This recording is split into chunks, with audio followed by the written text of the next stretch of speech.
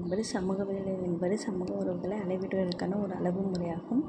இது உளவியல் நிபுணர் ஜேக்கப் எல் மொரனா மற்றும் ஹெலன் ஹாஸ்கெட் ஜெனிங்ஸ் ஆகியோரால் சமூக கட்டமைப்புகள் மற்றும் உளவியல் நல்வாழ்வு ஆகியவற்றுக்கு இது உறவுகள் பற்றிய ஆய்வுகள் உருவாக்கப்பட்டது. இது படிகார கற்பித்தல் என்பது பயன்படுத்தப்பட்டது.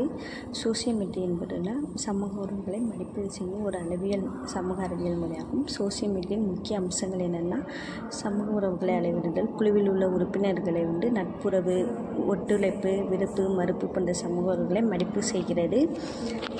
அடுத்து சோசியோமெட்ரிக் வரைபடம் குழுவில் உள்ள உறவுகளை கிராஃப் வடிவில் காண்பிக்கப்படுகிறது. இரு குழு உறுப்பினர்கள் இடையிலான தொடர்புகளை புள்ளி விவரமாக காட்டுகிறது. அடுத்து விருப்பு மற்றும் மறுப்பு தேர்வு குழுவில் உள்ளவர்கள் தங்களால் விரும்பப்படுகிறவர்களை தவிர்க்கப்படுகிறவர்கள் தேர்வு செய்வது மூலமாக புள்ளி விவரங்கள் பெறப்படுகின்றன.